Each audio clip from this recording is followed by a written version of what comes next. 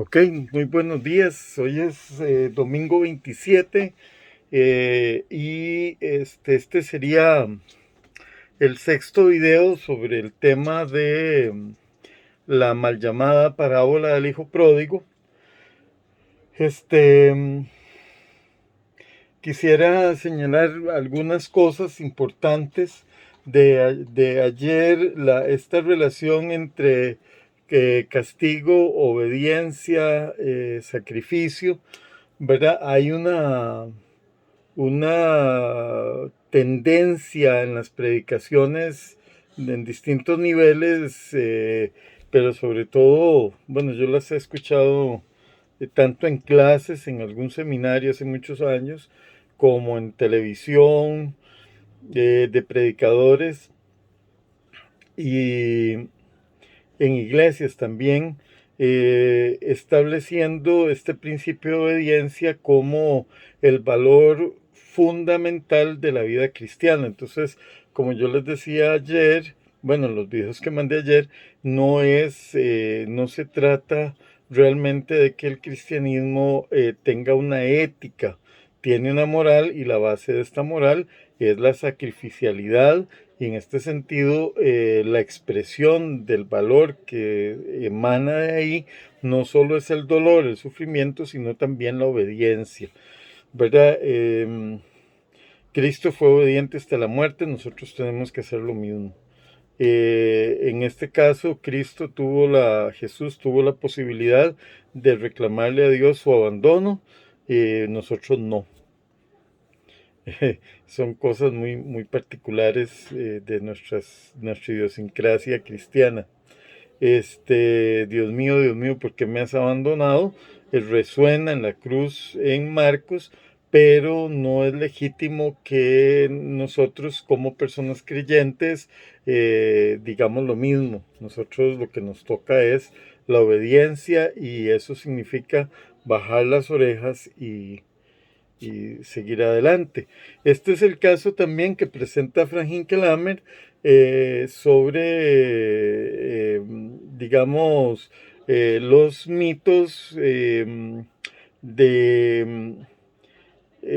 que tienen que ver con la muerte del inocente. En este caso, el sacrificio no de Abraham, sino de Isaac. Isaac va a ser sacrificado por su padre porque así escucha la voz de Dios, y en este sentido Abraham se vuelve una figura absolutamente obediente, solo que en el relato que queda consignado en la Biblia, Dios para a Abraham y indica que ese no es el camino que debe seguir.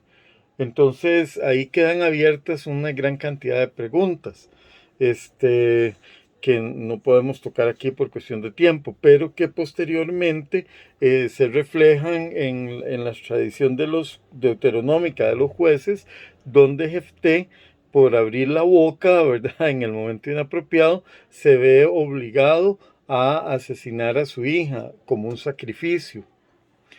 Eh, y él insiste, Hinkelamer, en que de las versiones del mito de Ifigenia, igual en las primeras Ifigenia se queja, pero en las últimas Ifigenia acepta con agrado dar su vida en sacrificio por el ofrecimiento de su padre, ¿verdad? Entonces, en este sentido, la cuestión de la obediencia ha seguido un camino muy complicado en la Biblia, no está claro.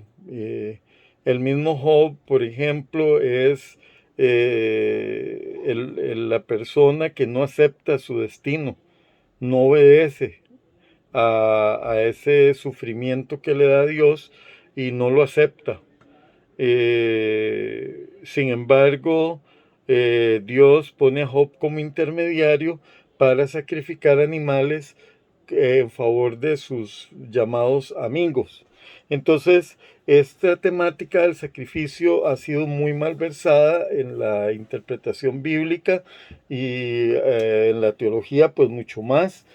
y precisamente la legitimación de la violencia, del hecho de que en la hermenéutica paulina, por ejemplo, solo un sacrificio fue necesario y ya no hay más víctimas, se cierra todo porque ya no son necesarias más víctimas. En la tradición cristiana, el concepto de holocausto sigue vigente hacia los pueblos originarios, por ejemplo.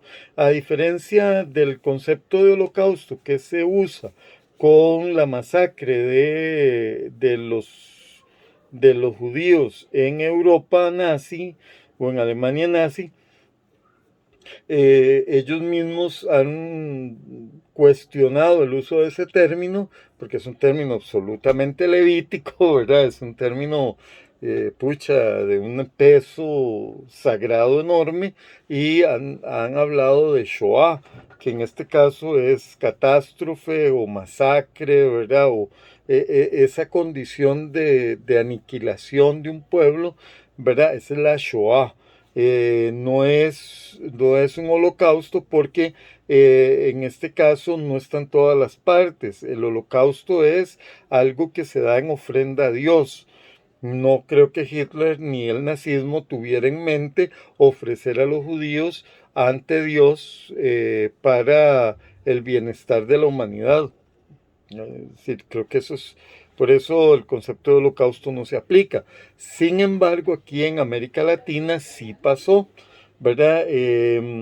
Y pasó con algunos sectores, ¿cómo se llama? Que fueron gravemente lesionados de parte de la Inquisición, ¿verdad? Que también es la ideología que viene aquí a América Latina, ¿verdad? En donde se ofrece a Dios de una u otra manera los cuerpos de las personas que son pecadoras, de tal manera que el alma de estas personas se salve. Entonces eso sí se puede llamar un holocausto.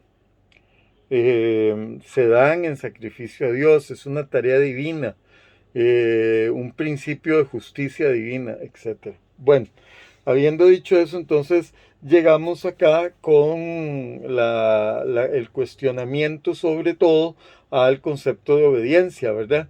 Que es tratado en la parábola, ¿verdad? Es tratado en la parábola.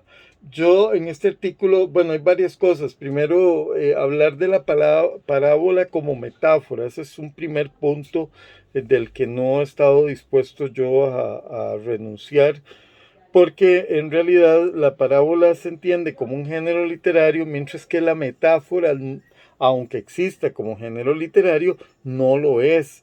Es un conjunto de apropiaciones analógicas que las personas hacemos a distintos niveles y con distintos propósitos. Lo que nos permite el esfuerzo analógico es encontrar algunos paralelos que nos dejen ver ángulos de la realidad que no hemos podido ver racionalmente y no se pueden explicar o no se han podido explicar racionalmente. Entonces, las metáforas son una forma humana de lenguaje, no un género literario, ¿verdad? En este sentido, usando la lógica de Humberto Eco, ¿verdad? Toda metáfora conlleva dos elementos fundamentales. Una es ¿cómo se llama? La participación del lenguaje de lo que Humberto Eco llama la enciclopedia que existe en el momento, ¿verdad? Y otro que es el que más nos interesa rescatar es el concepto de catástrofe perceptiva. Toda metáfora tiene esos dos elementos. Es inteligible porque está dentro del mundo del lenguaje y experiencial de un colectivo.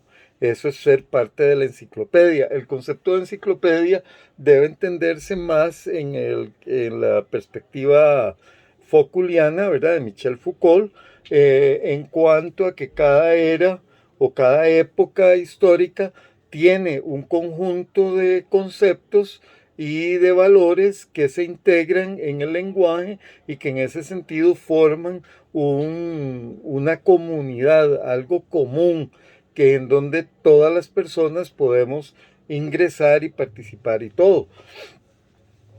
Eh, hace, hace 35 años, por ejemplo, cuando yo decía teléfono, me refería al teléfono que está en las casas pegadas a la conexión alámbrica, ¿verdad? O a los teléfonos públicos que había en cada esquina. En Costa Rica habían toneladas de esos teléfonos públicos. Hoy llegó un punto hace 20 y algo de años en que uno decía teléfono y entonces podía discutir entre el teléfono, digamos, doméstico, alámbrico y el teléfono celular, pero vivían los dos. Hoy yo digo teléfono y a nadie se le ocurre un teléfono de pared, por ejemplo, con botones que suene, ¿verdad? Y eso no, ya eso no es parte de la enciclopedia de este momento. También el concepto de distancia. Hace 35 años, claro, el teléfono acercaba la distancia, pero era muy caro, entonces uno usaba la carta. Hoy por hoy el concepto de distancia no existe. Existe físicamente, pero yo tomo mi teléfono y puedo hablar con quien yo quiera en el momento que yo quiera y puedo hacer una videollamada. Entonces, estas son dos cualidades de la metáfora que yo logro identificar en las parábolas. Igual es el caso de el buen samaritano, igual, aunque no sea una parábola y no está nombrada como eso, pero hay un elemento parabólico en la mujer sirofenicia y hay una catástrofe perceptiva que se ve mucho mejor en Mateo que en Marcos, pero la catástrofe perceptiva es ganarle a Jesús y que él actúe sobre la base de lo solicitado por esta mujer debido a que le ganó en un debate, ¿verdad? El caso del buen samaritano es la catástrofe perceptiva, no surge porque al tipo lo asaltaron y lo dejaron tirado, sino porque es el samaritano el que lo toma. Y surge más profundamente cuando en la interpretación se le pregunta al escriba, mire, ¿quién actuó con misericordia? Perdón, ¿quién es el prójimo, el que cayó en manos de los ladrones? Y el samaritano tiene que decir el que actuó con misericordia. Es decir, no es lo que yo esperaba. Es decir, todo me parece normal. Todo está bien, es parte de mi enciclopedia, pero al final eso tenía una ponzoña, tenía una espada, tenía un cuchillo afilado que rompe mi manera de la estructura en que mis valores y mi visión ordenan el mundo en el que estoy. Esa es la catástrofe perceptiva. Si no existe eso, no existe metáfora. Y ahí es donde yo también podría decir que si no existe eso, no existe una parábola. Las parábolas no son lecciones que se han adecuado con mayor facilidad que el concepto. Ahí es donde está la visión racionalista de Occidente. Las parábolas son ¿cómo se llama? Bombas de penetración de búnkers, ¿verdad? Son estas bombas que caen y pasan el techo y siguen y explotan adentro del búnker. Esa es una parábola, esa es una metáfora, ¿verdad? Eh, entonces para mí fue muy bueno, muy enriquecedor Humberto Eco con este concepto, porque entonces yo no uso las parábolas para enseñar, por decirlo de alguna manera, las uso para demoler desde adentro la comodidad perceptiva que tenemos como personas que nos ha acomodado a aceptar el mundo tal y cual es. Toda parábola del Evangelio entonces hace un daño estructural en la comodidad interpretativa y acomodaticia del sentido común cultural y de la tradición religiosa. Sí, la parábola es un instrumento letal para las personas que no están dispuestas a asumir cambios estructurales en su visión de las cosas. Ahorita seguimos con el otro video.